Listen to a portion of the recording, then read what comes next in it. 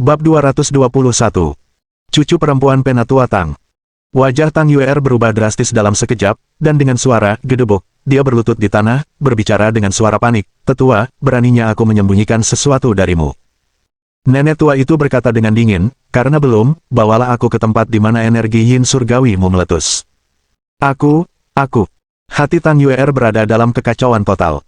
Meskipun usianya sudah 26 tahun, dia telah koma selama 8 tahun penuh, dan usia psikologisnya baru seperti usia 18 tahun. Bagaimana mungkin dia bisa menyembunyikan sesuatu dari orang jahat seperti nenek sihir itu? Nenek tua itu mencibir, "Kau makin berani saja, berani-beraninya menipu aku. Katakanlah, apa sebenarnya yang terjadi padamu, dan mengapa kamu pulang begitu terlambat?" Saat dia mengucapkan kata-kata ini, dia melepaskan tekanan hebat yang menyelimuti Tang Yuer sepenuhnya. Tang Yuer gemetar tak terkendali, mengikuti nenek tua itu. Dia menyaksikan betapa jahat dan berbisa metodenya. "Penatua, maafkan aku, seharusnya aku tidak berbohong padamu. Aku mencoba melarikan diri dari sini, tapi kemudian aku menyerah dan itulah mengapa aku kembali terlambat." Tang Yuer berlutut di tanah, wajahnya dipenuhi ketakutan saat dia berkata, "Tetua, aku tahu aku salah, aku tidak akan berani melakukannya lagi." Nenek tua itu mengangkat tongkat di tangannya dan memukul Tang Yuer dengan keras. Tang Yuer memuntahkan darah dan terpental mundur. "Berani sekali kau menipuku." Nenek tua itu berkata dengan marah, "Aku baru saja memeriksa tubuhmu, dan energi yin surgawimu memang telah meletus.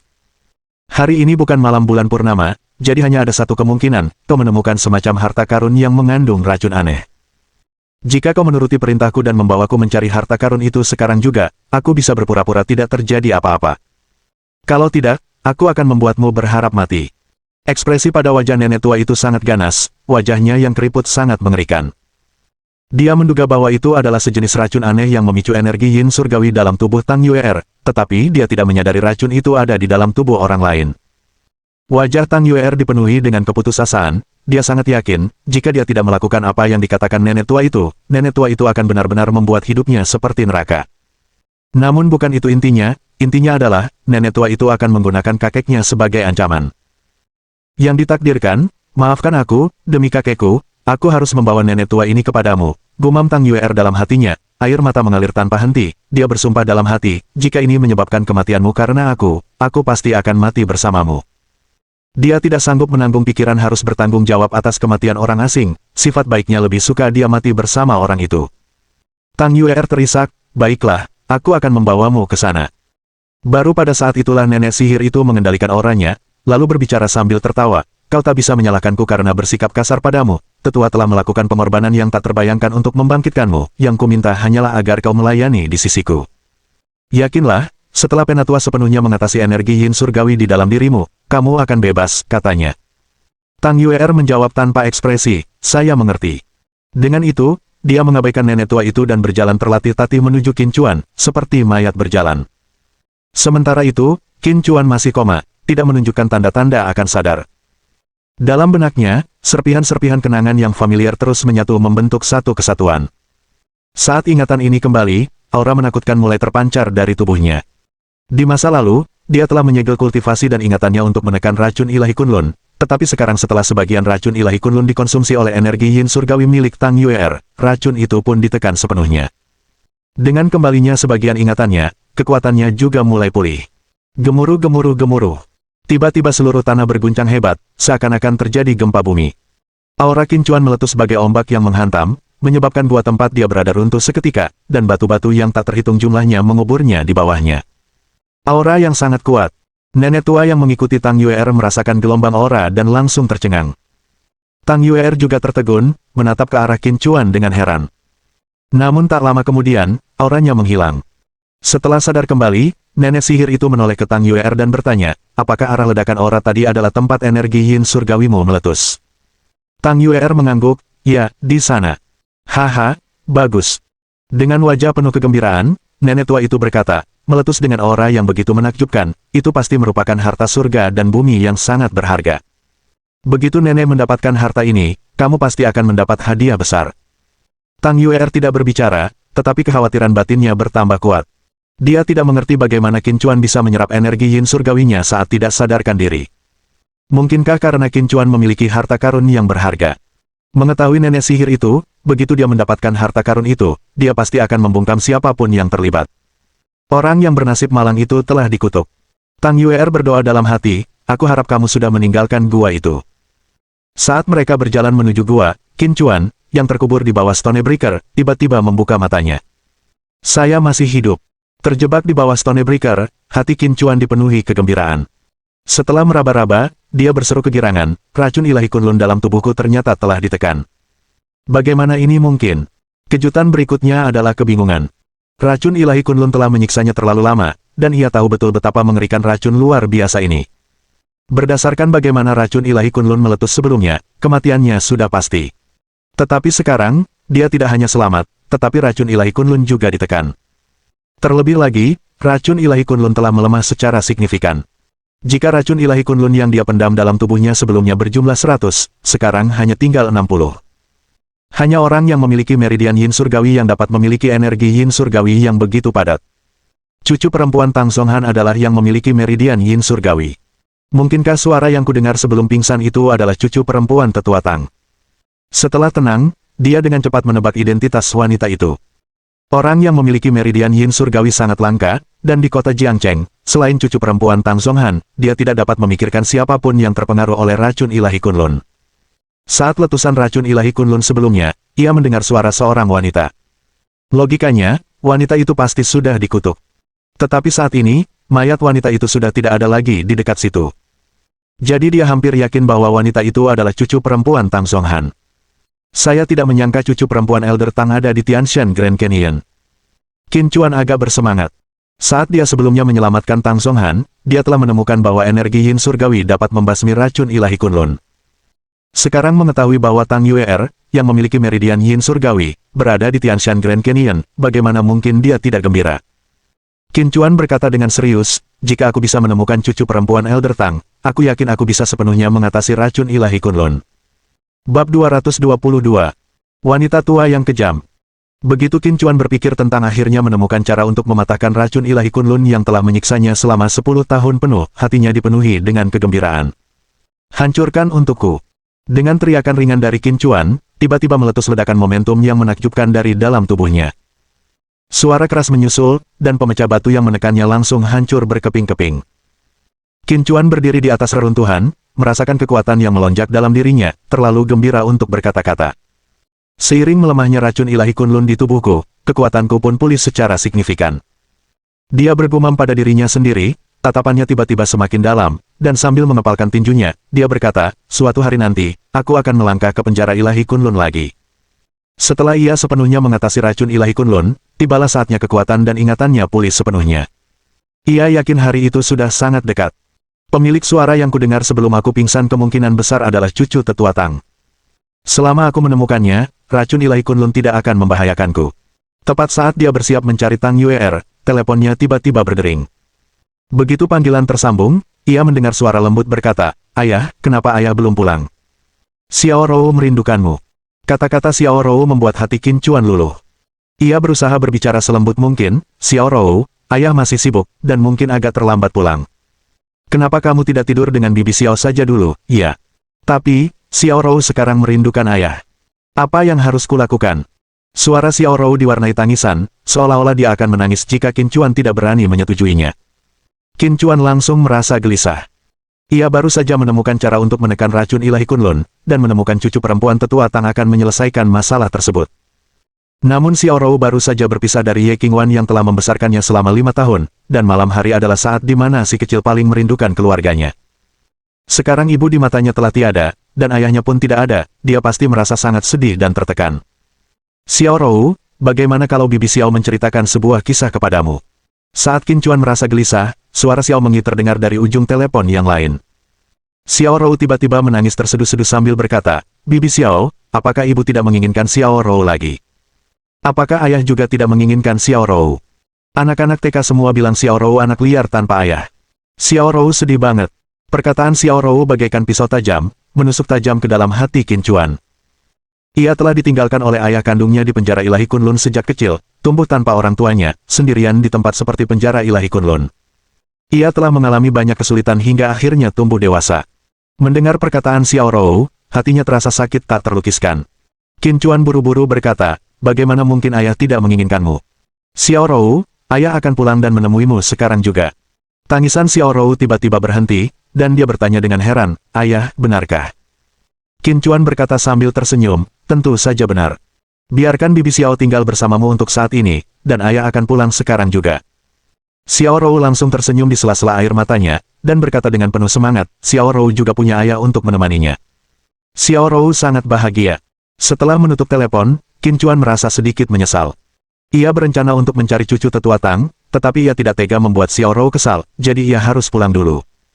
Racun ilahi Kunlun di dalam diriku seharusnya tidak meletus lagi dalam waktu dekat.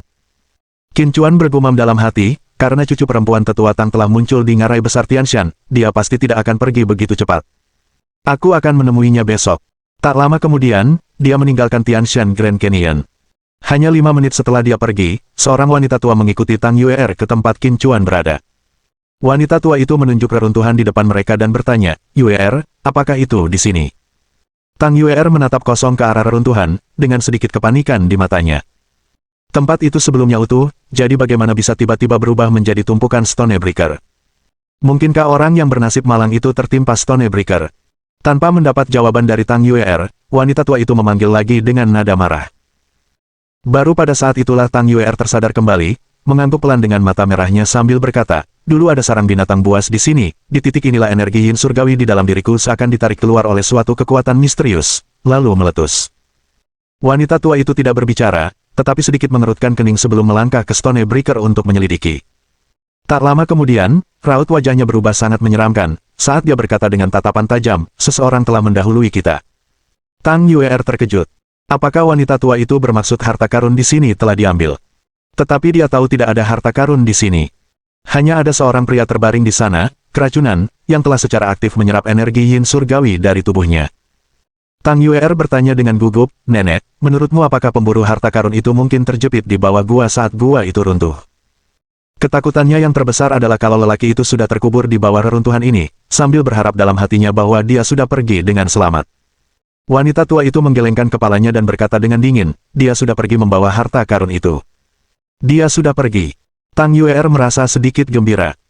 Meskipun dia tidak tahu bagaimana wanita tua itu tahu bahwa orang itu telah pergi, dia tahu bahwa jika wanita tua itu berkata demikian, itu berarti benar-benar tidak ada seorang pun di bawah pemecah batu.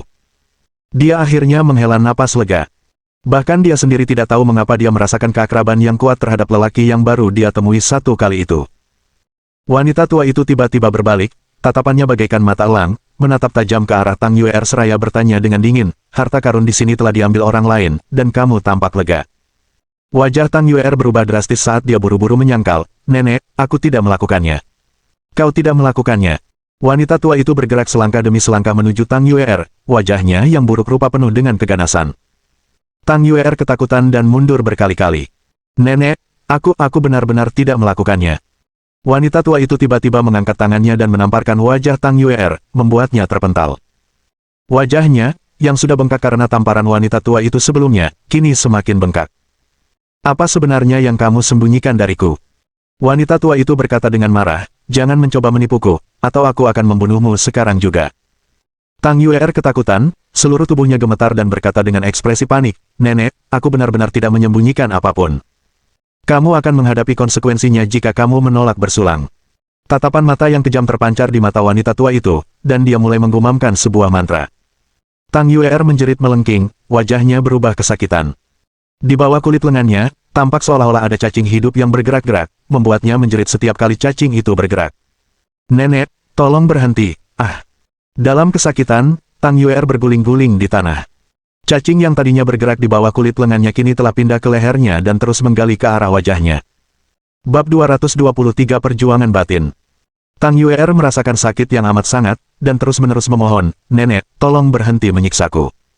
Aku sungguh menyadari kesalahanku. Apapun yang ingin Nenek ketahui, akan kukatakan padamu, Emosi wanita tua itu tetap tidak berfluktuasi sama sekali, terus bergumam pelan sambil membiarkan cacing di dalam Tang Yue'er bergerak tanpa henti di bawah kulitnya. Penderitaan karena kulitnya terkelupas membuat Tang Yue'er berharap dia mati saja daripada menanggung siksaan yang tidak manusiawi seperti itu. Baru ketika Tang Yue'er tampak hendak pingsan, wanita tua itu akhirnya berhenti. Dia menatap Tang Yue'er dengan dingin dan berkata, anggap saja ini pelajaran kecil. Berani menyembunyikan apapun dariku lagi, dan aku akan membiarkanmu merasakan bagaimana rasanya ususmu di lahap cacingku. Hanya satu kalimat yang diucapkannya membuat Tang Yuer merinding hebat. Semenjak dia dibawa oleh wanita tua itu, tubuhnya dihinggapi cacing Gu, yang digunakan wanita tua itu untuk menyiksanya setiap kali dia melakukan sesuatu yang tidak menyenangkannya. Dia bahkan tidak bisa mengakhiri hidupnya sendiri, karena Gu Wom tampaknya mengawasi setiap gerakannya, siap untuk menggerogoti kulitnya jika ada pikiran sekecil apapun untuk bunuh diri. Sekarang katakan padaku, apa sebenarnya yang telah kau sembunyikan dariku? Wanita tua itu memandang Tang Yuer dengan merendahkan dan menuntut. Menghadapi tatapan sinis wanita tua itu, Tang Yuer menggigil dan cepat berkata, sebenarnya, tidak ada harta karun di gua ini, melainkan seorang pria yang diracuni parah. Apa katamu? Mata perempuan tua itu memancarkan cahaya yang tajam ketika dia bertanya dengan marah, jika kamu berani berbohong kepadaku lagi, konsekuensinya akan mengerikan. Tang Yuer buru-buru berkata, Nenek, aku benar-benar tidak menipumu. Memang ada seorang pria yang diracuni parah tergeletak di sini tadi. Saya ingin menyelamatkannya, tetapi tidak tahu bagaimana caranya. Namun, pada saat itu, energi yin surgawi di dalam diri saya tiba-tiba mengalir ke tubuhnya dengan sendirinya. Lalu, racun parah di tubuhnya tampak larut, tetapi dia tetap tidak sadarkan diri, jadi saya pergi. Wanita tua itu tidak berbicara, tetapi terus menatap Tang Yuer. Karena takut nenek tua itu akan kembali mengendalikan cacing Gu untuk menyiksanya, Tang Yuer berkata dengan wajah panik, Nenek, aku bersumpah, semua yang kukatakan padamu itu benar, aku sama sekali tidak berbohong padamu. Wanita tua itu tetap diam, tampak merenung. Saat dia menyelidiki tempat ini sebelumnya, dia memang mencium aroma seseorang, yang berarti seseorang pernah berada di sini belum lama ini. Namun, yang tidak dapat dipahaminya adalah siapakah lelaki yang disebutkan oleh Tang Yuer itu, dan mengapa dia dapat menyerap energi yin surgawi milik Tang Yuer. Dan bahkan memanfaatkan energi yin surgawi untuk menetralkan racun yang parah. Itu agak membingungkan. Wanita tua itu tiba-tiba menatap Tang Yuer dan bergumam pada dirinya sendiri, mungkinkah energi yin surgawi juga memiliki kemampuan untuk mendetoksifikasi. Mendengar kata-katanya, ketakutan Tang Yuer semakin dalam. Dia tahu betul betapa mengerikannya wanita tua ini, akankah dia menggunakannya sebagai kelinci percobaan untuk menguji penawarnya. Benar saja, ketika pikiran itu terlintas di benaknya, perempuan tua itu mengeluarkan sebuah botol porselen dan memerintahkan, makanlah ramuan yang ada di dalam botol ini. Tang Yuer bertanya dengan wajah ketakutan, Nenek, ramuan apa ini? Wanita tua itu mengangkat tangannya dan menamparkan wajahnya, sambil berkata dengan dingin, jika aku menyuruhmu makan, makanlah. Kalau kau bicara omong kosong lagi, aku akan membiarkan cacing Gu menyiksamu. Tang Yuer tidak berani membantah dan segera menelan ramuan dari botol. Pandangan wanita tua itu tetap tertuju pada Tang Yuer, tampaknya menantikan reaksinya. Tiba-tiba wanita tua itu bertanya, apakah kamu merasakan sesuatu sekarang? Tang Yuer menggelengkan kepalanya, tidak. Dia hendak berkata tidak ada, ketika rasa sakit yang hebat menyebar ke seluruh tubuhnya. Tang Yuer menjerit keras, keringat dingin membasahi dahinya, dan wajahnya berubah kesakitan. Nenek, aku kesakitan sekali, tolong beri aku penawarnya. Dia tahu bahwa dirinya telah meminum racun, tidak hanya merasakan sakit yang amat sangat, tetapi dia juga merasakan dunia berputar di sekelilingnya. Wanita tua itu hanya menyaksikan tangisan Tang Yuer yang menyakitkan dengan dingin, tanpa berniat memberinya penawarnya. Setelah 10 menit penuh, Tang Yuer akhirnya berhenti bergerak dan tergeletak di tanah tak bergerak, wajahnya berwarna ungu mengerikan, gambaran kesengsaraan total. Alis wanita tua itu berkerut erat, mungkinkah energi yin surgawi hanya dapat menangkal racun mematikan tertentu. Ramuan yang diberikannya kepada Tang Yuer ternyata adalah pil racun yang sangat beracun, dan reaksi Tang Yuer sama saja seperti orang biasa yang baru saja menelan pil racun. Mungkinkah laki-laki itu juga memiliki konstitusi tubuh yang khusus? Mata wanita tua itu tiba-tiba berbinar, dan dia berkata dengan penuh semangat, saya tidak sabar untuk menemukan pria itu. Dia lalu memasukkan pil lain ke dalam mulut Tang Yuer, yang jelas merupakan pil detoksifikasi, saat warna ungu di wajah Tang Yuer berangsur-angsur memudar, dan napasnya perlahan mulai kembali. Aku tidak mati. Tang Yuer membuka matanya, menatap wanita tua itu dengan lemah dan bertanya. Wanita tua itu mendengus dingin, denganku di sini, kau takkan mati sekalipun kau mau. Sekarang, aku punya tugas yang sangat penting untukmu. Wajah Tang Yuer dipenuhi kesedihan, meskipun wanita tua itu telah menghidupkannya kembali, dia terus menderita siksaan yang tidak manusiawi di tangannya. Dia lebih suka tetap dalam tidurnya yang abadi, tanpa pernah bertemu dengan wanita tua ini. Wajah Tang Yuer menampakkan keputusasaan, dan bertanya dengan lemah, apa yang kau inginkan dariku? Wanita tua itu berkata, aku ingin kamu membantuku menemukan pria itu. Tang Yuer tampak benar-benar putus asa. Apakah dia benar-benar akan menjadi penjahat? Meskipun dia tidak mengerti apa yang diinginkan wanita tua itu terhadap laki-laki itu, dia sangat yakin bahwa begitu wanita tua itu menemukannya, nasibnya akan suram. Oke. Meskipun dia sangat tidak mau, dia setuju. Karena dia jelas tidak bisa menolak. Qin Chuan tidak menyadari bahwa ia telah menjadi sasaran seorang nenek sihir jahat, yang baru saja kembali ke Tianfu nomor 1. Saat dia memasuki rumah, dia melihat Xiao Mengyi menggendong Xiao Rou, menepuk lembut punggungnya dengan satu tangan sambil menyenandungkan lagu anak-anak. Melihat Qin Chuan, Xiao Mengyi segera memberi isyarat agar diam, dan Qin Chuan berjingkat ke sisi mereka. Xiao Rou sudah tertidur, tetapi wajahnya masih dipenuhi bekas air mata. Melihat Xiao Mengyi membujuk Xiao Rou untuk tidur, Qin Chuan tiba-tiba merasakan sensasi hangat yang luar biasa. Dia tiba-tiba bertanya-tanya, apakah setelah menikahi Xiao Mengyi dan memiliki anak bersamanya, ini akan menjadi pemandangan yang menyambutnya. Namun, pikiran tentang pertumpahan darah yang membebaninya segera meredupkan suasana hatinya lagi. Dia tidak bisa melepaskan kebencian terhadap penjara ilahi Kunlun yang mengejarnya. Namun jika dia membalas dendam, hal itu pasti akan mendatangkan malapetaka besar. Apa yang harus dilakukan Xiao Mengyi dan anak itu pada saat seperti ini? Apakah dia akan meninggalkan Xiao Mengyi sendirian untuk menunggu? Memiliki anak-anaknya sendiri, seperti dirinya dan Xiao Rou, yang ditelantarkan oleh ayah kandung mereka sejak usia muda. Bab 224 Bibi Peri. Xiao Rou sudah tidur nyenyak dan seharusnya tidak bangun lagi. Aku akan menggendongnya ke tempat tidur untuk tidur. Kamu juga harus istirahat lebih awal. Saat Qin Chuan tengah asyik berpikir, Xiao Mengyi tiba-tiba berbicara dengan nada pelan. Qin Chuan mengangguk dan berkata lembut, aku akan mengantarmu ke kamar tidur. Meskipun mereka telah menjalin hubungan yang cukup serius, itu terjadi secara tidak sengaja. Kini, meskipun mereka tinggal serumah, Qin Chuan tidak berniat berbagi ranjang dengan Xiao Mengyi. Terlebih lagi, sifat hubungannya dengan Song Yan masih belum jelas.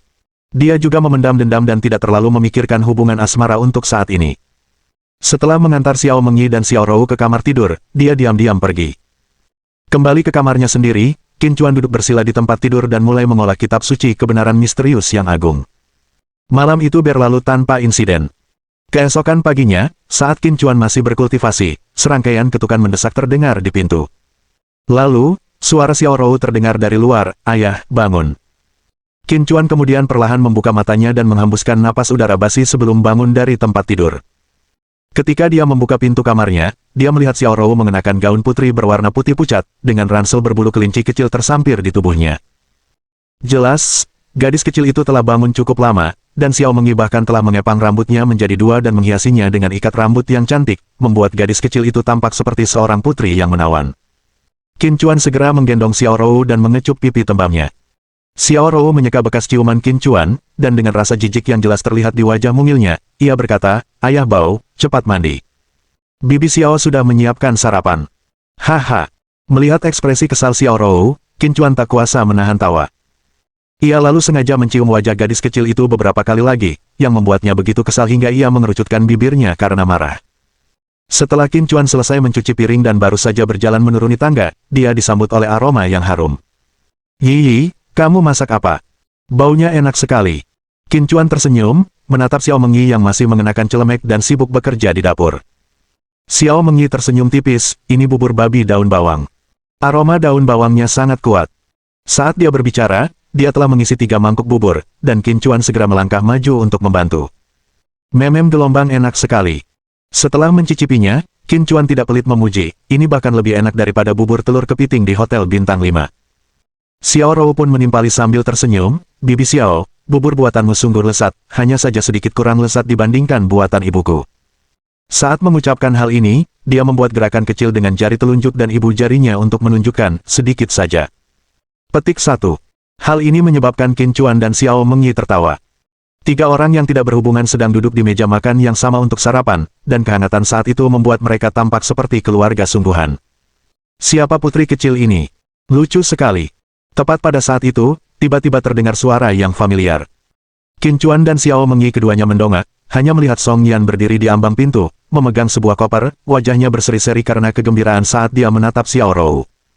Xiao Yan, kamu, apa yang membawamu ke sini? Entah mengapa, melihat Song Yan memergokinya sedang sarapan bersama Xiao Mengyi, Qin Chuan tiba-tiba merasa sangat gugup. Seolah-olah dia punya firasat menyelinap di belakang Song Yan. Xiao Mengyi tampak lebih gugup daripada Qin Chuan, kulitnya juga menjadi agak pucat. Ia tahu bahwa villa itu adalah hadiah dari Song Yan untuk Qin Chuan, dan ia sangat menyadari bahwa hubungan antara Qin Chuan dan Song Yan tidaklah sederhana.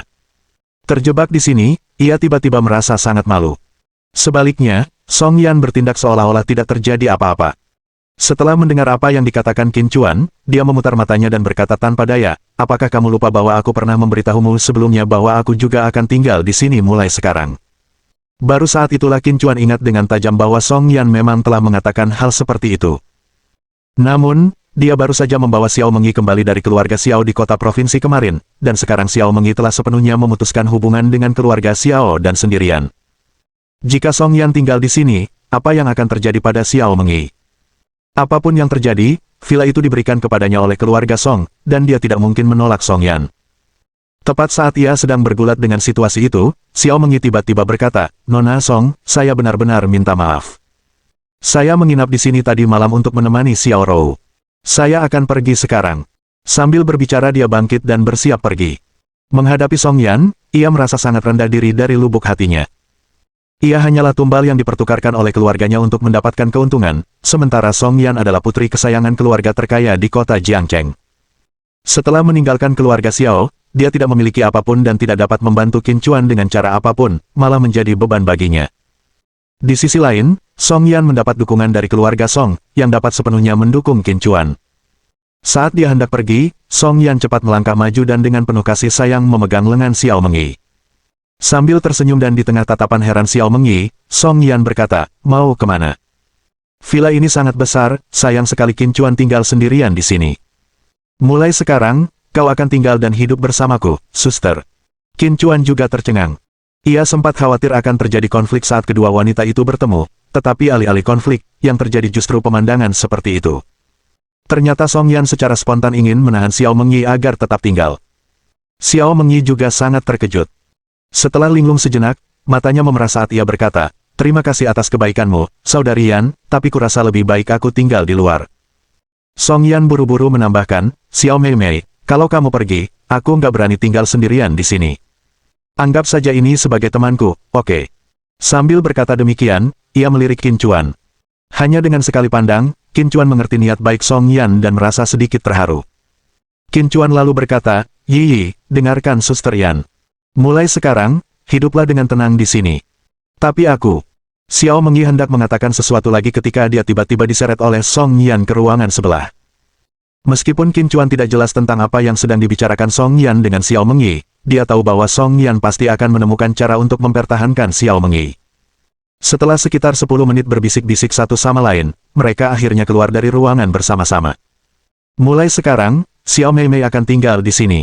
Saat keluar ruangan, Song Yan berkata sambil tersenyum lebar. Meskipun Qin Chuan telah menebak hasil seperti itu, dia masih sangat terkejut mendengar Song Yan mengonfirmasinya, dan dia menjadi penasaran tentang apa yang dikatakan Song Yan untuk meyakinkan Xiao Mengyi agar tetap tinggal. Dia menatap Xiao Mengyi dan melihat wajahnya memerah, dan dia tidak berani menatap matanya, yang membuatnya makin penasaran. Bibi, apakah kamu peri? Tepat saat itu, Xiao Rou tiba-tiba melontarkan pertanyaan kepada Song Yan. Terkejut, Song Yan tertegun sejenak, lalu mendengar Xiao Rou menambahkan, kalau tidak, bagaimana mungkin bibi secantik ini? Kau hanya sedikit kurang cantik daripada ibuku. Mendengar pernyataan yang tak asing ini, baik Qin Chuan maupun Xiao Mengyi tidak dapat menahan tawa terbahak-bahak. Suara tawa memenuhi villa itu. Tiba-tiba terdengar suara mobil mendekat dari luar. Lalu, bel pintu berbunyi. Bab 225 Jejak yang terekspos. Siapa yang datang sepagi ini? Song Yan tersenyum saat dia bangkit dan berjalan untuk membuka pintu. Sosok yang acak-acakan muncul, seorang wanita yang tampaknya berusia akhir 20-an, dengan rambut pendek sebahu dan sepasang kacamata berbingkai emas di wajahnya, dengan fitur yang sangat khas. Bahkan Song Yan, yang juga seorang wanita cantik, merasa dia sangat memukau, dan dia tak dapat berhenti memikirkan Gao Qilan, karakter kakak perempuan keren yang saat ini menjadi obsesinya dalam drama, Raging Speed. Akan tetapi, wanita di hadapannya memiliki rambut yang agak berantakan dan bercak darah di pakaiannya, ia tampak sangat tertekan. Siapa kamu? Song Yan merasa wanita itu tampak familiar, tetapi saat ini dia tidak dapat mengingatnya dengan jelas. Pihak lain tidak menjawab tetapi bertanya dengan cemas, apakah Tuan Qin ada di sini? Mendengar suaranya, Qin Chuan berdiri dan berjalan mendekat. Melihat wanita itu, dia pun terkejut, Nona Murong, apa yang terjadi padamu? Tuan Qin. Saat melihat Qin Chuan, Murong Mingyue tampak melepaskan semua tekanan yang menimpanya, dan air mata mengalir dari matanya. Namun, tepat setelah ia memanggil Tuan Qin, ia tersandung dan jatuh. Song Yan segera menangkapnya. Selamatkan, selamatkan kakekku. Itulah kata-kata terakhirnya sebelum dia pingsan. Dia adalah ratu bisnis dari salah satu dari 9 gerbang Yandu, keluarga Murong. Murong Mingyue. Song Yan tiba-tiba teringat identitas Murong Mingyue dan benar-benar tercengang. Ini pertama kalinya dia bertemu dengan Murong Mingyue yang asli, sebelumnya dia hanya melihatnya di majalah bisnis. Sebelum pingsan, Murong Mingyue telah memohon kepada Qin Chuan untuk menyelamatkan kakeknya, yang tidak lain adalah kepala keluarga Murong, Murong Fu. Mungkinkah nyawa Murong Fu sedang dalam bahaya? Memikirkan hal ini, hati Song Yan semakin terguncang. Dia adalah tokoh penting di Yandu, mengapa dia membutuhkan bantuan Qin Chuan? Di tengah keheranan Song Yan, Qin Chuan telah menggendong Murong Mingyue ke sofa. Setelah pemeriksaan cepat, Qin Chuan menghela napas lega dan memasukkan ramuan ke dalam mulut Murong Mingyue. Sehari sebelumnya, racun ilahi Kunlun telah meletus, dan energi roh King Xuan di dantiannya telah habis. Jika tidak, seutas energi roh King Xuan saja sudah cukup untuk segera menyadarkan Murong Mingyue kembali. Qin Chuan, apa yang terjadi dengan Murong Mingyue? Melihat Qin Chuan menghentikan perawatannya, Xiao Mengyi bertanya. Qin Chuan berkata, dia mengalami luka dalam, tetapi tidak parah. Dia hanya terlalu tegang, dan tubuhnya terlalu lelah, sehingga dia pingsan. Dia seharusnya segera sadar. Memang, begitu dia selesai berbicara, Murong Mingyue membuka matanya, tampaknya karena sakit kepala, dia mengerutkan kening dan menggosok pelipisnya. Qin Chuan bertanya, Nona Murong, apa yang terjadi? Di mana kakekmu sekarang? Akhirnya, Murong Mingyue tersadar dan langsung panik. Ia tiba-tiba meraih lengan Qin Chuan dan berkata dengan nada emosional, kami disergap dalam perjalanan untuk menemuimu. Kakekku mati-matian menahan si pembunuh agar aku bisa menemukanmu. Qin Chuan, kumohon, bisakah kau cepat menyelamatkan kakekku? Air matanya mengalir bagaikan banjir yang menerobos bendungan, menutupi wajahnya. Alis Qin Chuan berkerut. Ia tidak menyangka bahwa Murong Fu akan menjadi target pembunuhan di kota Jiangcheng. Pembunuh manapun yang berani mengincarnya pasti berasal dari Yandu. Qin Chuan berdiri dan berkata, bawa aku ke tempat kamu diserang sekarang. Ya, aku akan membawamu ke sana sekarang. Murong Mingyue berdiri dan berlari keluar, dia telah membawa kakeknya ke kota Jiangcheng, dan jika dia meninggal di sana, dia akan dihantui rasa bersalah selama sisa hidupnya. Dalam perjalanan menuju tempat mereka disergap, Qin Chuan bertanya, kakekmu datang ke kota Jiangcheng tanpa membawa pejuang yang kuat bersamanya. Mata Murong Mingyue memerah saat ia mengemudikan mobil dan menjawab, kakek diam-diam mengikutiku ke kota Jiangcheng. Untuk mencegah berita itu bocor, beliau hanya membawa satu pengawal dan seorang dokter pribadi, serta Tuan Feng. Tidak heran mereka datang begitu awal, mereka datang secara rahasia. Qin Chuan mengerutkan kening, karena mereka datang secara diam-diam, itu berarti keberadaan mereka memang seharusnya dirahasiakan. Namun mereka tetap disergap begitu tiba di kota Jiangcheng, yang berarti hanya ada satu kemungkinan, keberadaan mereka telah bocor sebelum mereka tiba di kota Jiangcheng. Qin Chuan bertanya lagi, selain orang-orang yang datang ke kota Jiangcheng, apakah ada orang lain yang tahu tentang rencanamu untuk datang ke sini? Kata Murong Mingyue, kakek Lu Yaozong lah yang membujuk kakekku untuk datang ke kota Jiangcheng, jadi dia juga tahu. Qin Chuan tidak mengatakan apa-apa lagi. Lu Yaozong dan Murong Fu merupakan sahabat karib, jadi tampaknya tidak mungkin dia akan membocorkan rahasia Murong Fu. Dan sudah pasti bahwa Murong Mingyue juga tidak akan mengungkapkannya. Yang tersisa hanyalah dokter pribadi Murong Fu, pengawal, dan guru Feng. Kemungkinan guru Feng membocorkan keberadaannya juga kecil, yang menjadikan dokter pribadi dan pengawalnya sebagai tersangka utama. Tentu saja, semua ini hanyalah spekulasinya sendiri dan dia tidak mengatakannya keras-keras.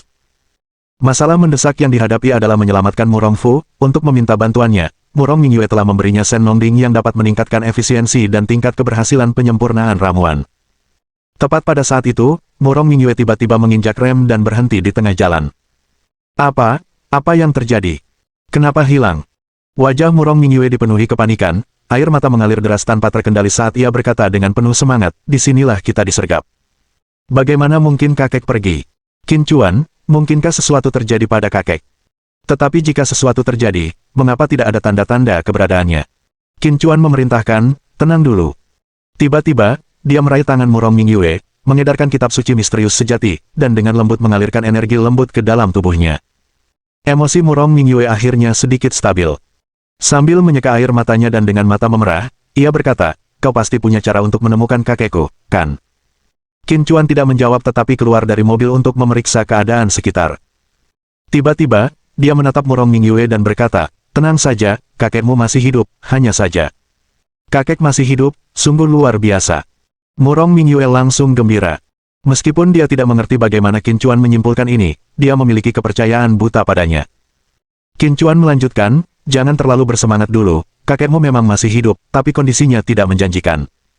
Dia pasti menderita luka parah, dan jika tidak segera ditangani, dia tidak akan selamat malam ini." "Apa?" Suasana hati Murong Mingyue yang gembira langsung anjlok dalam sekejap. "Kamu tidak perlu terlalu khawatir, selama dia masih bernapas, aku bisa menyelamatkannya." Qin Chuan lalu berkata, "Sekarang segera hubungi Tuan Feng. Dia mungkin bersama kakekmu. Begitu kita menemukan kakekmu, bahkan Raja Neraka pun tak akan bisa membawanya pergi." Kata-kata Qin Chuan menyadarkan Murong Mingyue, menemukan kakeknya adalah hal terpenting. Memikirkan bagaimana ia kehilangan ketenangannya karena panik tadi, ia berharap bisa menamparkan dirinya sendiri. "Tuan Qin, terima kasih." Murong Mingyue berkata dengan penuh terima kasih, lalu dengan cepat menghubungi nomor Guru Feng. Bab 226. Bicaralah padaku. Hingga telepon terputus secara otomatis, Tuan Feng tidak menjawab, dan emosi Murong Mingyue, yang sudah stabil, menjadi sangat gelisah lagi. "Tuan Feng, tolong angkat teleponnya." Murong Mingyue menghubungi nomor Guru Feng beberapa kali lagi, namun pihak lawan tidak mengangkat satupun. Murong Mingyue hampir berteriak karena putus asa, "Kakek, apa yang sebenarnya terjadi padamu?" Saat itulah Qin Chuan berkata, "Coba hubungi dokter pribadi dan pengawal kakekmu sekarang." Meskipun dia curiga terhadap dokter pribadi dan pengawalnya, mereka adalah satu-satunya orang yang dapat dihubunginya karena Guru Feng tidak dapat dihubungi. Dia tidak akan menggunakan seni rahasia pencarian orang dengan sembarangan, kecuali jika itu merupakan pilihan terakhir. Seni rahasia pencarian orang membutuhkan tingkat kultivasi yang tinggi, dan meskipun ia telah mendapatkan kembali banyak kekuatannya, itu masih belum cukup untuk melakukan teknik rahasia tersebut. Tadi malam, saat menggunakan teknik rahasia untuk mencari Song Yan, dia hampir mati karena letusan racun ilahi Kunlun, dan dia masih ketakutan dengan ingatan itu. Tepat saat Murong Mingyue hendak menghubungi pengawal Murong Fu, teleponnya tiba-tiba berdering. "Guru Feng." Melihat ide penelepon, Murong Mingyue sangat gembira dan cepat menjawab, "Tuan Feng, bagaimana keadaan kakek saya sekarang?" Tuan Feng berkata dengan serius, "Nona, kami baru saja membawa kepala keluarga ke rumah sakit, dan saat ini beliau sedang menjalani perawatan darurat di rumah sakit rakyat kota Jiangcheng." "Apa?" Mendengar berita ini, Murong Mingyue merasa dunianya berputar dan terhuyung beberapa langkah. Jika Qin Chuan tidak menenangkannya, dia pasti sudah terjatuh ke tanah. Tuan Feng mencoba menghiburnya, "Nona, jangan terlalu khawatir. Badai macam apa yang belum pernah dilalui kepala keluarga? Dia pasti bisa mengatasi rintangan ini juga." Sambil menahan kesedihan di hatinya, Murong Mingyue berkata dengan mata berkaca-kaca, "Ingatkan Yulin dan Ding Wei untuk tidak membocorkan detail apapun tentang kondisi kakek kepada siapapun." Meskipun dia sedih, dia tidak kehilangan kemampuan berpikir karena kesedihannya. Murong Fu telah meninggalkan Yandu secara rahasia, namun ia masih menjadi korban percobaan pembunuhan. Jika berita tentang kondisi kritis Murong Fu bocor, keluarga Murong tidak hanya akan menghadapi tekanan internal tetapi juga masalah eksternal. Tuan Feng memahami alasan ini dan segera meyakinkan, "Nona, Anda tenang saja. Saya sudah memperingatkan Yulin dan Ding Wei. Yulin adalah pengawal pribadi Murong Fu, seorang energizing skill peak realm strong yang sejati. Dan Ding Wei adalah dokter pribadi yang bertanggung jawab atas kesehatan Murong Fu." Saat Qin Chuan dan Murong Mingyue bergegas ke rumah sakit rakyat kota Jiangcheng, di pintu masuk ruang gawat darurat, ketiga pria itu, termasuk Guru Feng, semuanya memasang wajah penuh kekhawatiran. Baik Yulin maupun Master Feng dipenuhi luka-luka, dan Ding Wei kondisinya tidak jauh lebih baik, pakaiannya juga berlumuran darah. Jelaslah bahwa mereka baru saja melalui pertempuran sengit. "Tuan Feng, saya rasa kita harus memberitahu keluarga. Jika sesuatu terjadi pada kepala keluarga, kita semua tidak akan sanggup bertanggung jawab," kata Ding Wei tiba-tiba. Tuan Feng mengerutkan kening dan berkata dengan nada tidak senang, "Jika kita mengungkap situasi kepala keluarga Murong akan menderita pukulan telak. Nona telah memerintahkan kita untuk merahasiakan berita tentang cedera kepala keluarga." Ding Wei berkata dengan marah, "Kepala keluarga sudah dalam kondisi yang memprihatinkan, dan baru saja terluka parah oleh para pembunuh, peluangnya untuk bertahan hidup sangat tipis. Jika kita terus menyembunyikan informasi ini, saat kepala keluarga meninggal, kita juga sudah hampir mati." Tuan Feng memarahi dengan keras sambil memasang wajah mengancam, "Jika kau berani bicara omong kosong lagi, apa kau percaya aku tidak akan mengambil nyawamu sekarang juga?" Ding Wei sangat marah, tetapi saat tatapannya bertemu dengan mata Guru Feng yang penuh nafsu membunuh, seluruh tubuhnya menggigil, dan dia menahan sisa kata-katanya. Dia lalu menoleh ke Yulin dan berkata, "Yulin, tidak ada yang ingin kau katakan." Yulin berkata tanpa emosi, saya hanya mengikuti perintah kepala keluarga. Ding Wei langsung kehilangan kata-kata. Yulin seperti mesin tempur, dia tidak peduli dengan martabat siapapun dan hanya mendengarkan Murongfu. Saat detik dan menit berlalu, pintu ruang gawat darurat tetap tertutup.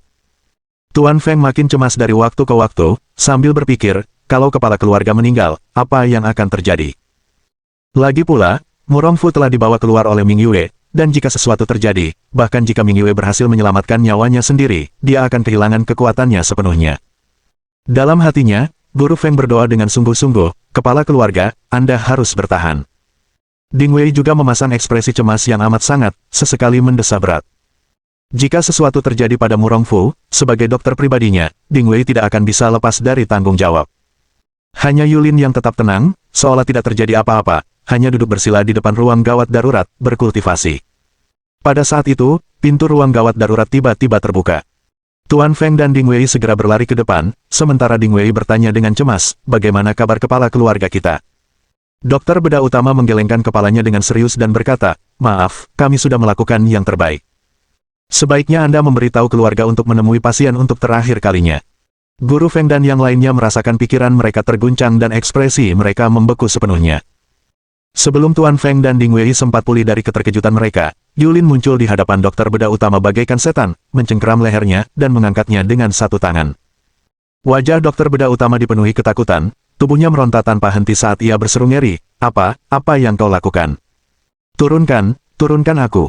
Yulin berkata dengan nada membunuh, jika kau tidak bisa menyembuhkan kepala keluarga, aku akan membunuhmu. Setelah berkata demikian, dia tiba-tiba melepaskan pegangannya, dan dokter bedah utama itu jatuh ke tanah, wajahnya dipenuhi ketakutan. Sekalipun dia sudah terbiasa dengan hidup dan mati, pada saat itu dia merasa takut menghadapi kematiannya sendiri.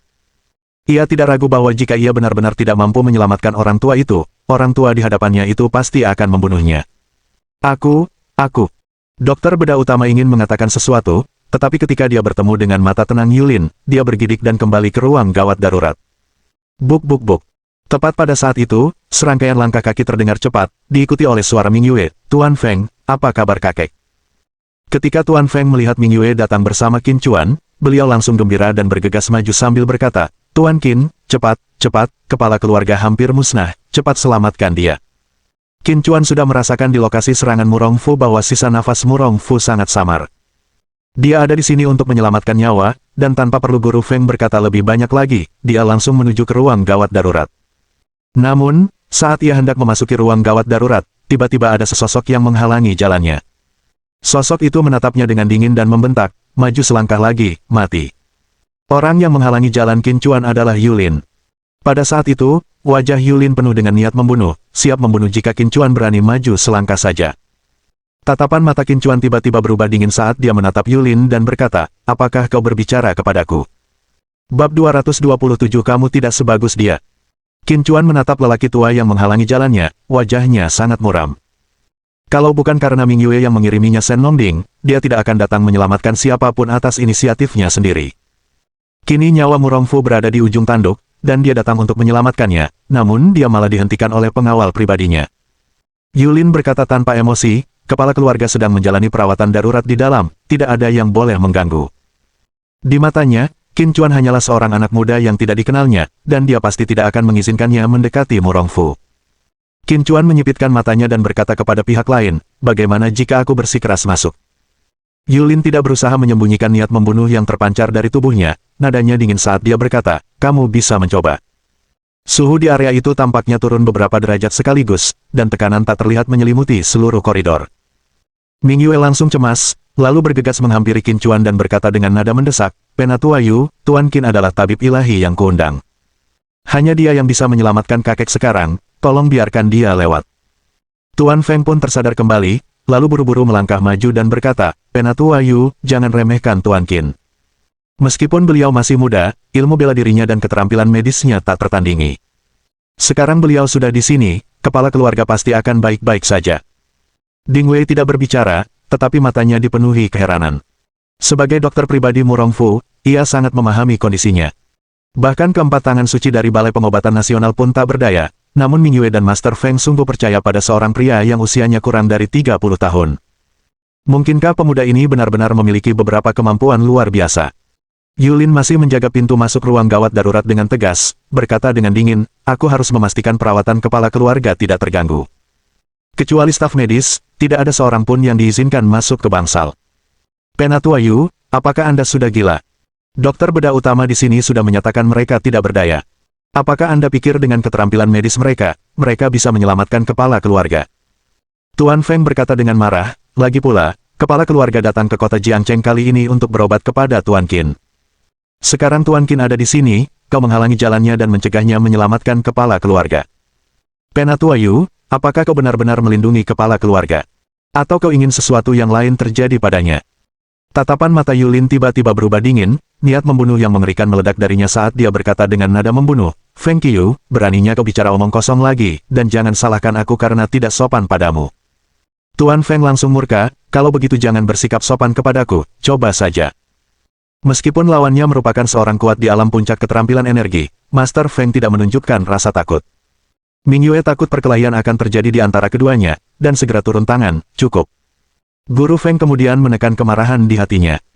Akan tetapi, Yulin tidak menunjukkan tanda-tanda akan meredam auranya, bagaikan dewa pelindung, ia dengan tegas menjaga pintu masuk ruang gawat darurat, tatapan matanya yang dingin dan tajam tanpa perasaan. Qin Chuan juga merasa agak terkekang, tetapi dia tidak berniat menggunakan kekerasan. Dia bersedia datang dan menyelamatkan seseorang, yang mana sudah cukup memberikan muka pada keluarga Murong, tetapi jika orang-orang keluarga Murong tidak menghargainya, dia tidak peduli. Lagi pula, orang yang terbaring di ranjang rumah sakit adalah kepala keluarga Murong. Ming Yue sangat cemas. Tidak mudah baginya untuk mengundang Qin Chuan. Jika Qin Chuan menyerah membantu karena Yulin menghalanginya, apa yang akan dia lakukan? Namun Yulin tidak mau mengalah, dan di seluruh keluarga Murong, dia hanya mendengarkan Murong Fu. Saat Ming Yue tengah memikirkan cara agar Qin Chuan menyelamatkan seseorang, pintu ruang gawat darurat terbuka lagi. Maaf, kami sudah melakukan yang terbaik.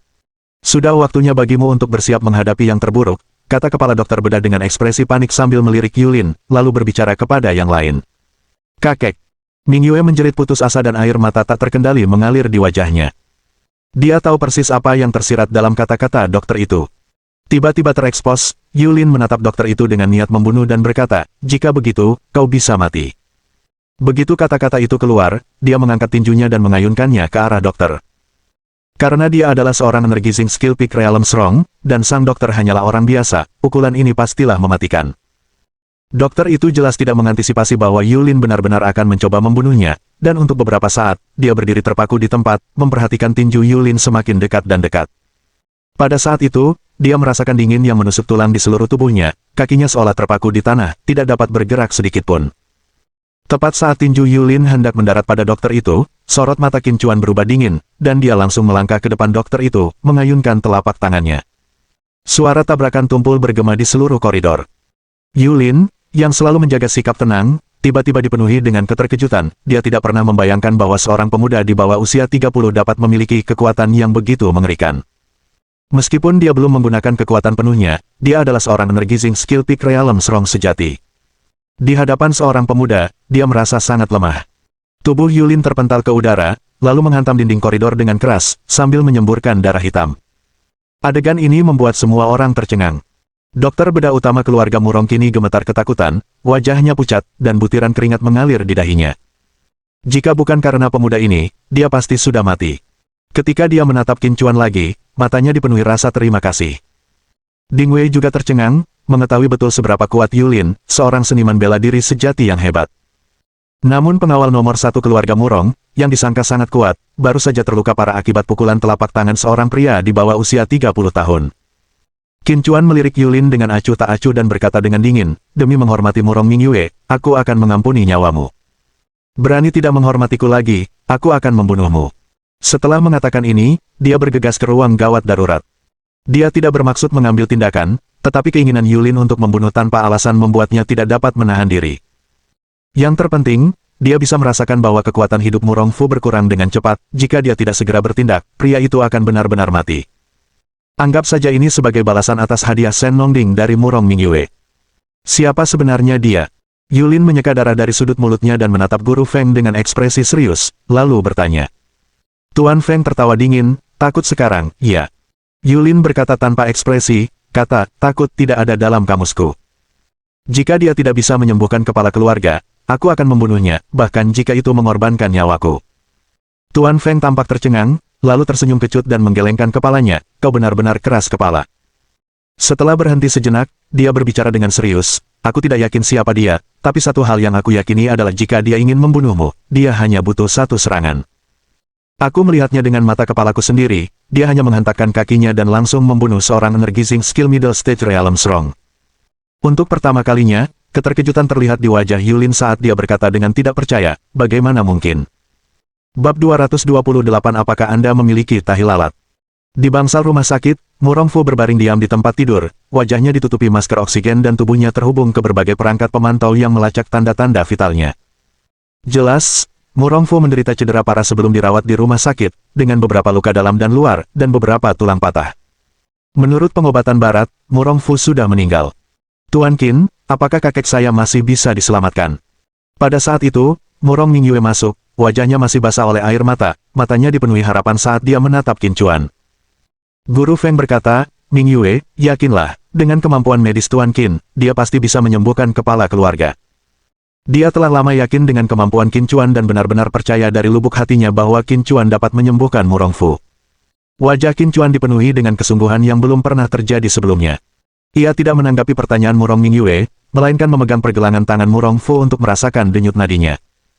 Kalau hanya luka dalam dan luar saja, dia bisa saja membangunkan Murong Fu saat itu juga, tapi ada juga luka-luka lainnya. Kali ini, datang ke kota Jiangcheng awalnya untuk mengobati penyakit tersembunyi lainnya, hanya saja setelah percobaan pembunuhan, luka-lukanya makin parah. Melihat Qin Chuan memeriksa denyut nadinya, Murong Mingyue dan Master Feng tidak berani berbicara lebih jauh, hanya menonton dengan wajah khawatir. Denyut nadinya sangat tidak teratur. Qin Chuan mengerutkan kening dalam-dalam. Setelah pemeriksaan teliti, selain luka luar dan dalam yang baru saja diterima Murong Fu dari si pembunuh, tidak ada luka lain. Dengan kata lain, sebelum datang ke kota Jiangcheng, tubuh Murong Fu sangat sehat. Tiba-tiba, Qin Chuan menatap Murong Mingyue dan bertanya, sebelum datang ke kota Jiangcheng, apakah kakekmu menunjukkan gejala apapun? Murong Mingyue buru-buru berkata, kakekku selalu sehat, sampai dia pulih dari penyakit serius 2 tahun lalu. Dia baru saja hendak melanjutkan ketika Ding Wei memotongnya, Nona, masalah ini sangat penting dan tidak boleh diungkapkan kepada orang luar. Sebagai dokter pribadi Murong Fu, dialah orang yang paling mengetahui kondisi Murong Fu. Dia sangat menyadari krisis yang akan menimpa keluarga Murong jika kondisi medis Murong Fu terungkap. Tuan Feng berkata dengan marah, apakah kau sadar, jika kepala keluarga meninggal, betapa besar bencana yang akan menimpa keluarga Murong? Atau apakah kau punya cara untuk menyembuhkan kepala keluarga? Murong Mingyue juga menatap Ding Wei dengan dingin dan berkata, Tuan Qin bukan orang luar. Ding Wei membuka mulutnya tetapi akhirnya hanya mendesah dan tidak mengatakan apapun. Murong Mingyue melanjutkan, setelah sembuh dari penyakit serius itu, kakek tidak bisa lagi berlatih bela diri. Petik 2. Qin Chuan mengerutkan kening, karena dia belum pernah mendengar tentang penyakit yang dapat membuat seseorang tidak dapat berlatih bela diri. Tidak hanya itu, kekuatan kakek juga perlahan menurun dari alam puncak keterampilan energi ke alam tahap awal keterampilan energi.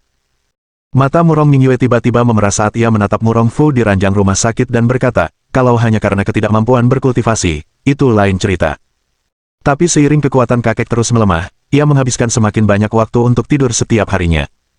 Awalnya, kakek hanya tidur 6 atau 7 jam di malam hari, tetapi belakangan ini, beliau juga tidur lebih lama di siang hari, dan durasinya semakin panjang. Sekarang, total waktu tidur kakek per hari telah mencapai 20 jam. Saya khawatir jika ini terus berlanjut, kakek tidak akan pernah bangun lagi. Saat berbicara, wajah Murong Mingyue sudah dipenuhi air mata, dan dia menatap Qin Chuan dengan wajah memohon, Tuan Qin, aku mohon padamu untuk menyelamatkan kakekku. Asalkan kau bisa menyelamatkannya, aku bersedia melakukan apa saja. Qin Chuan merasa agak sulit menahan tatapan mata Murong Mingyue yang seolah memikat jiwa, dan dia berkata tanpa ekspresi, tenang saja, dengan aku di sini, kakekmu tidak akan mati. Dari penuturan Murong Mingyue, Qin Chuan telah mengetahui penyakit apa yang diderita oleh Murong Fu. Tepatnya, itu bukan penyakit, melainkan. Tepat saat dia hendak memberikan pertolongan, keributan tiba-tiba terjadi di luar. Kalian semua lihat apa? Minggir sekarang juga. Seorang lelaki tua berambut putih, mengenakan jas lab, bergegas berjalan ke depan, sambil berteriak kepada orang-orang di pintu masuk ruang gawat darurat. Tetua ini tidak lain adalah Zhu Changqing, Direktur Rumah Sakit Rakyat Kota Jiangcheng. Namun, pada saat ini, Zhu Changqing hanya memimpin jalan, ia diikuti oleh seorang praktisi tua pengobatan tradisional Tiongkok, yang dikawal oleh sekelompok dokter ahli. Sesampainya di pintu masuk ruang gawat darurat, Zhu Changqing akhirnya berhenti. Senyum mengembang di wajahnya. Ia berkata dengan penuh hormat, Sun Sengshu, kepala keluarga Murong ada di ruang gawat darurat, silakan masuk cepat. Saat Zhu Changqing membawa Sun Sengshu ke ruang gawat darurat, orang-orang yang melihat di lorong akhirnya kembali ke kenyataan. Siapa sebenarnya praktisi pengobatan tradisional Tiongkok tua itu? Kenapa bahkan Direktur Zhu bersikap begitu hormat di hadapannya? Apa aku baru saja mendengar Direktur Zhu memanggilnya Sun Sengshu? Yang dikenal sebagai tangan suci, hanyalah 4 tangan suci agung dari Balai Pengobatan Nasional, kan? Benar-benar ada tangan suci bermarga Sun, aku ingat namanya Sun Xiude. Mungkinkah praktisi pengobatan tradisional Tiongkok yang lama itu adalah Sun Xiude? Di tengah keributan di luar, di dalam ruang gawat darurat, ketika Zhu Changqing melihat ada orang yang bukan tenaga medis di sana, ia langsung menjadi sangat marah. Zhu Changqing meraung, ini ruang resusitasi, siapa yang mengizinkanmu masuk? Keluar sekarang juga. Dia baru saja mengetahui bahwa kepala keluarga Murong, salah satu dari 9 gerbang Yandu, sedang diresusitasi di rumah sakit rakyat kota Jiangcheng. Kalau saja dia tahu sebelumnya, dia pasti sudah memanggil semua ahli untuk berkonsultasi demi Murong Fu. Lagi pula, orang yang terbaring di ranjang rumah sakit itu adalah tokoh penting yang berdiri di puncak Shenzhou, dan jika sesuatu terjadi di sini, dia, sang direktur, tidak bisa lepas dari kesalahan. Qin Chuan mengabaikan orang-orang ini dan terus memeriksa Murong Fu. Ia sudah mengetahui penyebab penyakit Murong Fu, tetapi ia masih perlu memverifikasinya. Setelah dipastikan, ia akan dapat melanjutkan perawatan. Nak, apa yang kau lakukan? Berhenti sekarang juga. Melihat Qin Chuan masih menyodok dan memijat-mijat Murong Fu, raut wajah Zhu Changqing berubah drastis, dan ia berteriak dengan geram, mana satpamnya? Keluarkan anak ini dari sini sekarang juga. Ketika mereka tiba, petugas keamanan rumah sakit telah datang, dan setelah mendengar perintah Zhu Changqing, beberapa penjaga segera bergegas menghampiri. Keluar, kalian semua. Yulin tiba-tiba melangkah maju, memposisikan dirinya di pintu masuk ranjang rumah sakit, dan membentak para petugas keamanan. Sebagai puncak keterampilan energi Xing yang kuat, aumannya membuat para penjaga keamanan terhuyung mundur 5 atau 6 langkah. Mata Zhu Changqing terbelalak karena terkejut, dia tidak menyangka lelaki tua ini begitu tangguh. Pada saat itu, Murong Mingyue melangkah maju, memberi hormat kepada Sun Xiude, lalu berkata, Kakek Sun, ini Tuan Qin. Beliau adalah tabib ilahi yang saya undang untuk mengobati penyakit kakek saya. Sun Xiude mengerutkan kening, tampak tidak senang ketika berkata, apa maksud keluarga Murong ini? Kalau kau sudah mengundang seseorang untuk mentraktir kepala keluarga Murong, kenapa harus membuang-buang waktuku datang ke sini? Setelah mendengar kata-kata Sun Xiude, Murong Mingyue terkejut dan berseru kaget, Kakek Sun, apakah Anda mengatakan keluarga kami mengundang Anda ke Jiangcheng untuk menemui kakek saya? Sun Xiude berkata tanpa ekspresi, saya kebetulan menghadiri konferensi pengobatan tradisional Tiongkok di kota Chang di dekat sini. Saya menerima telepon dari paman ketiga Anda yang mengatakan bahwa kakek Anda dalam kondisi kritis, jadi saya bergegas ke sini sesegera mungkin. Murong Mingyue bahkan lebih terkejut lagi, berita tentang penyerangan itu telah dia rahasiakan sepenuhnya, jadi bagaimana mungkin paman ketiganya tahu tentang kondisi kakeknya? Mungkinkah ada mata-mata untuk paman ketiganya di antara orang-orangnya sendiri? Bab 229. Tidak bisa menunda. Sun Xiude hanya memberikan penjelasan singkat kepada Murong Mingyue, lalu menoleh ke Qin Chuan dan berkata, minggir, dokter muda. Penyakit kepala keluarga Murong tidak bisa diobati. Jika ditunda lebih lama lagi, si tua Murong akan benar-benar dalam bahaya. Qin Chuan bahkan tidak melirik ke arah pihak lain, mengulurkan jari telunjuk kanannya, dan dengan cepat mengetuk beberapa titik di tubuh Sun Xiude. Apa yang sedang kamu lakukan? Sun Xiude langsung murka dan membentak, hentikan sekarang juga. Dia mengira Qin Chuan adalah murid dari seorang tabib dewa ternama. Kalau tidak, Murong Mingyue tidak akan membawanya untuk mengobatinya. Namun yang tidak diduganya sama sekali adalah Qin Chuan tidak mengerti apapun dan dengan paksa menekan tubuh Murong Fu di beberapa titik. Dia telah merawat Murong Fu, dan meskipun dia belum dapat menyembuhkannya, dia telah memperpanjang umur Murong Fu semampunya. Kondisi Murong Fu saat itu jelas kritis, nyawanya berada di ujung tanduk, tidak mampu menahan tekanan apapun. Qin Chuan mengabaikannya, berkonsentrasi penuh pada tubuh Murong Fu. Jika seseorang memperhatikan matanya saat itu, mereka akan melihat dua api hijau berkobar di matanya. Lu Hui, Sang Xing, Senting. Jari-jari Qin Chuan dengan kasar menekan beberapa titik akupuntur utama di kepala Murong Fu secara berurutan, tampak menghabiskan seluruh tenaganya pada setiap tekanan. Setelah menekan sekitar selusin titik akupuntur, butiran-butiran keringat besar mengalir di dahinya. Sialan, berhenti sekarang juga. Melihat Qin Chuan tidak hanya tidak berhenti tetapi terus menekan beberapa titik di kepala Murong Fu, Presiden Zhu Changqing dengan cepat melangkah maju dan meraih pergelangan tangan Qin Chuan. Zhu Changqing mengamuk, berani sekali kau pamer di depan Sage Hensun.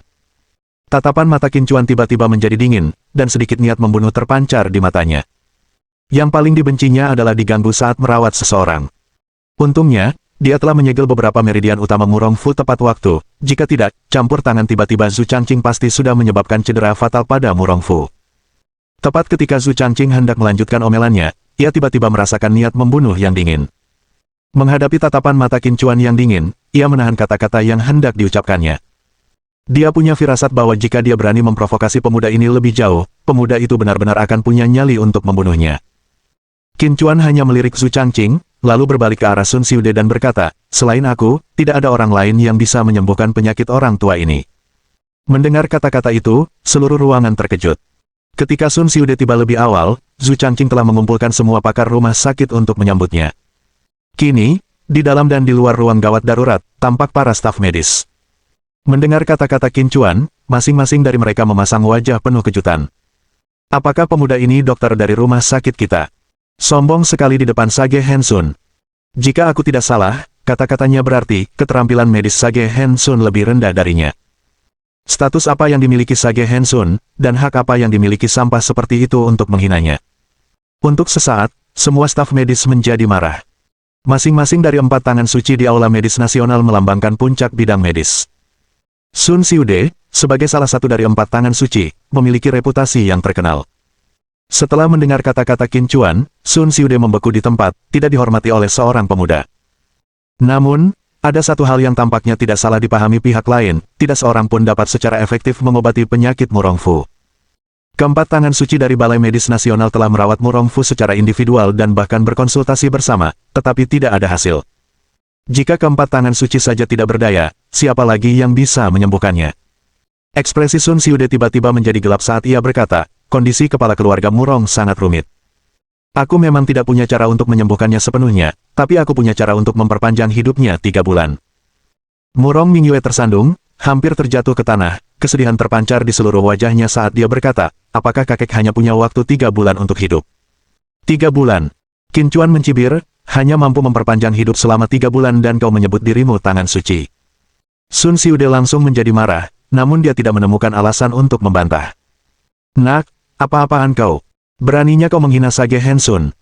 Presiden Zhu Changqing tak kuasa menahan diri lagi, dan berkata dengan marah, sadarkah Anda betapa parahnya penyakit kepala keluarga Murong? Menurut definisi kematian di dunia medis, kepala keluarga Murong sudah dianggap meninggal. Dalam keadaan seperti ini, kemampuan Sage Hensun untuk memperpanjang umur kepala keluarga Murong selama 3 bulan adalah sebuah keajaiban. Saya ingin bertanya, Anda lulusan kedokteran mana? Rumah sakit mana yang sekarang Anda bekerja? Dan apa posisi Anda saat ini? Sun Xiude, sebagai salah satu dari 4 tangan suci dan berada di tanah kelahirannya, bagaimana mungkin Zhu Changqing membiarkan seseorang menghinanya dengan cara ini? Qin Chuan berkata tanpa emosi, saya tidak pernah masuk sekolah kedokteran, saya juga tidak pernah bekerja di rumah sakit manapun, tapi saya. Sebelum ia sempat menyelesaikan kalimatnya, Zhu Changqing, yang marah dan malu, menyela, kau bahkan belum kuliah kedokteran dan berani menghina Sun Sengshu yang sangat dihormati. Nak, segera pergi dari sini, atau jangan salahkan aku karena tidak sopan. Sun Xiude awalnya mengira Qin Chuan adalah murid seorang tabib tua, tetapi kemudian menyadari bahwa dia tidak memiliki pelatihan medis yang sistematis. Jadi dia tidak pernah belajar kedokteran, namun dia berani memberi ceramah di depan Sage Hensun. Aku benar-benar mengira dia sarjana top dari Akademi Kedokteran bergengsi. Ternyata dia cuma badut loncat-loncat. Bagaimana menurutmu, mungkinkah dia seorang idiot? Setelah mengetahui bahwa Qin Chuan tidak pernah masuk sekolah kedokteran, staf medis yang menyaksikan menjadi marah. Nona Murong, kondisi kepala keluarga Murong sangat kritis.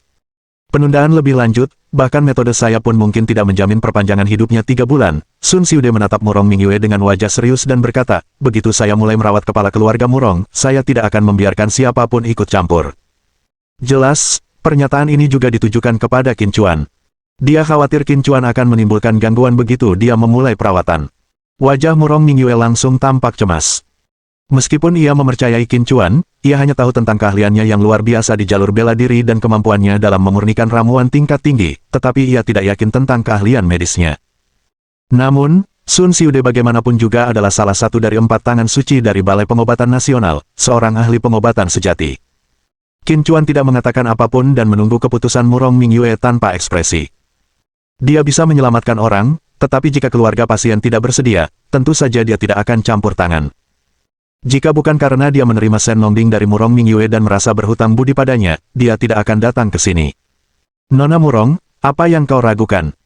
Kau tidak percaya anak itu, yang bahkan tidak pernah kuliah kedokteran, bisa memperpanjang umur kepala keluarga Murong lebih dari 3 bulan, kan? Desak Su Changqing cemas. Bab 230 dia tidak bisa bangun. Untuk sesaat, semua mata tertuju pada Murong Mingyue.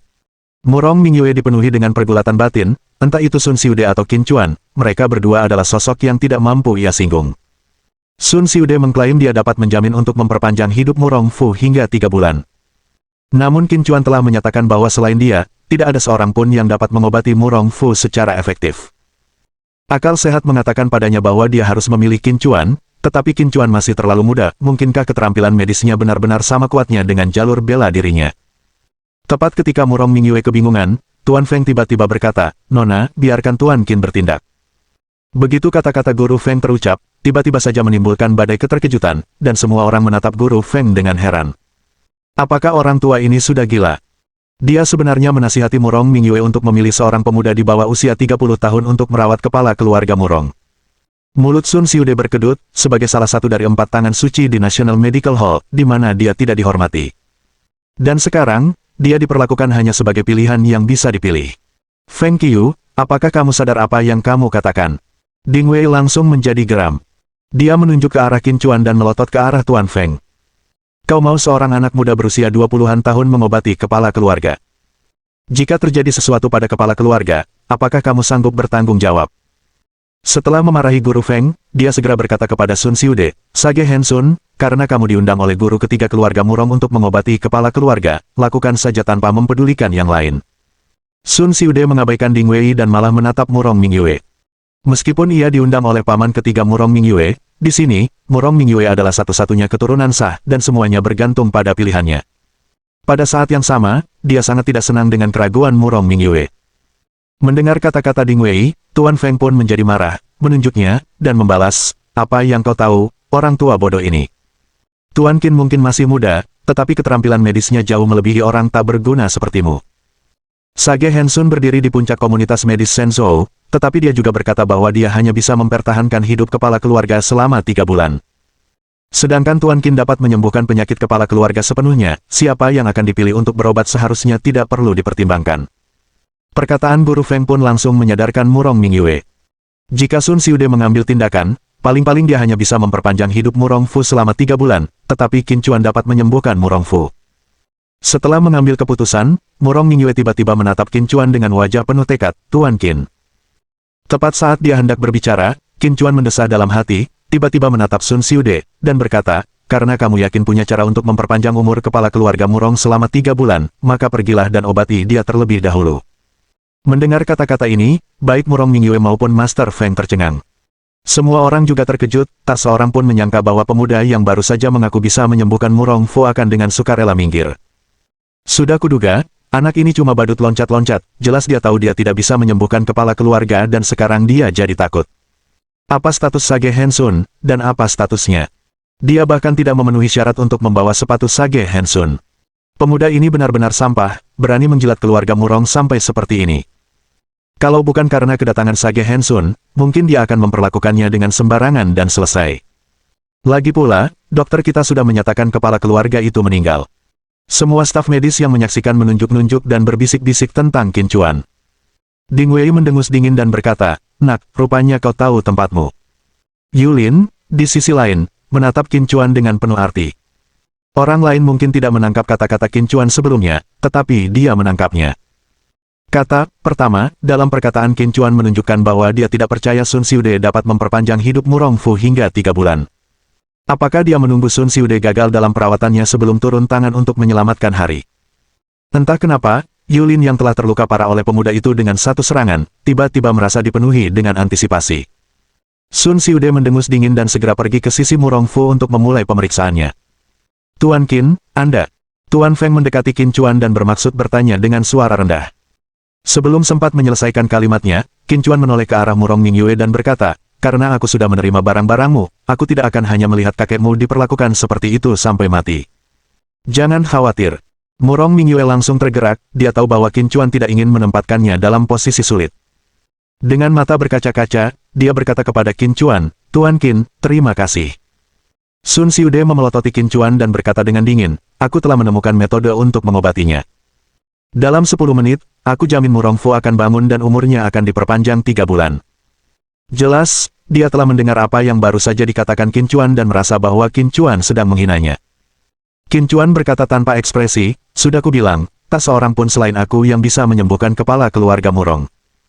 Dengan amarah yang mendidih di dalam dirinya, Sun Xiude berkata sambil menggertakkan giginya, "Kalau begitu lihat saja bagaimana aku membangunkan kepala keluarga Murong." Setelah berbicara, dia membuka kotak obatnya, dan Presiden Zhu Changqing bergegas maju, wajahnya berkata dengan patuh, "Sage Hensun, biarkan aku membantumu." Sun Xiude segera memulai perawatan, pertama-tama mengeluarkan jarum perak dan menusukkannya dengan sangat tepat ke titik Tianqi milik Murong Fu.